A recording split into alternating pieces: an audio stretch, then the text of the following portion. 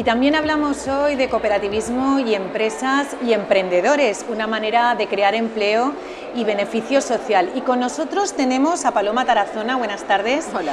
Ella es la directora de FEDECTA, la Federación Valenciana de Empresas Cooperativas de Trabajo, y también eres coordinadora del grupo de cooperativas de aquí de la jornada. Sí. Cuéntanos, ¿cómo habéis introducido el concepto del cooperativismo dentro de lo que es la jornada de emprendedores? Bueno, pues dentro de nuestra línea de trabajo tenemos varias actuaciones centradas específicamente en el tema de cooperativas. Tenemos esta tarde una sesión donde vamos a presentar diferentes experiencias, tanto del mundo del cooperativismo de trabajo como de otros tipos de cooperativismo, y también vamos a tener allí a representantes del emprendimiento local, es decir, de los municipios, que van a explicar cómo desde lo local se pueden impulsar las cooperativas.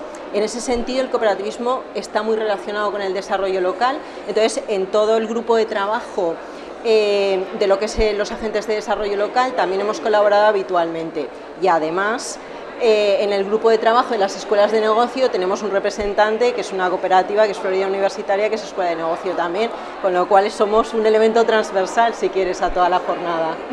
¿Cómo se emprende en una cooperativa en la Comunidad Valenciana? Bueno, pues en concreto en una cooperativa de trabajo hacen falta 2 personas que estén dispuestas a aportar capital y su propio trabajo.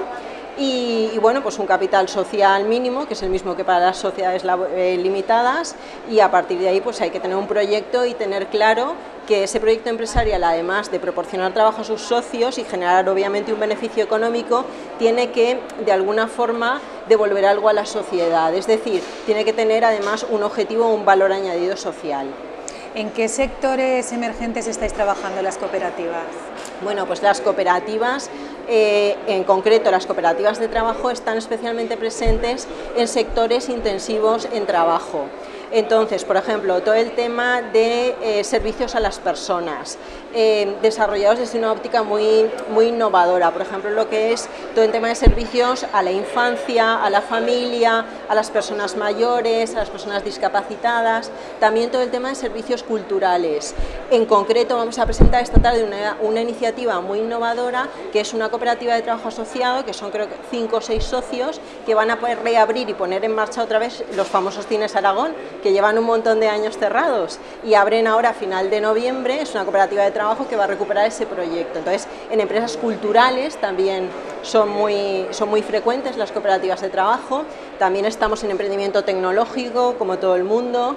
Estamos también en emprendimiento industrial, en todos los sectores, pero en concreto en sectores innovadores, pues servicios a las personas, servicios culturales, servicios de ocio, servicios, perdón, lo de culturales ya lo he dicho. Sí.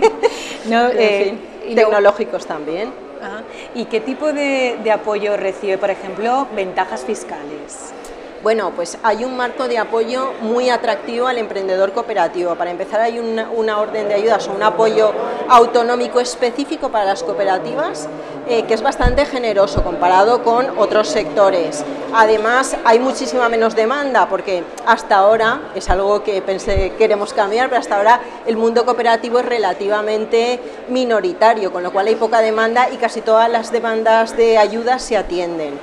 Y por otro lado, además, son empresas que tienen beneficios fiscales. Así, para darte simplemente un apunte, mientras que una empresa ahora mismo, una empresa de nueva creación, está tributando un impuesto de sociedades, una empresa societaria, en el entorno de un 15%, una cooperativa de trabajo asociado estaría tributando un 8%.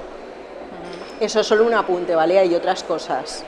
Comentabas el éxito de los Cines Aragón, la puesta en marcha de los Cines Aragón. ¿Tenéis alguna experiencia más de éxito que podamos comentar?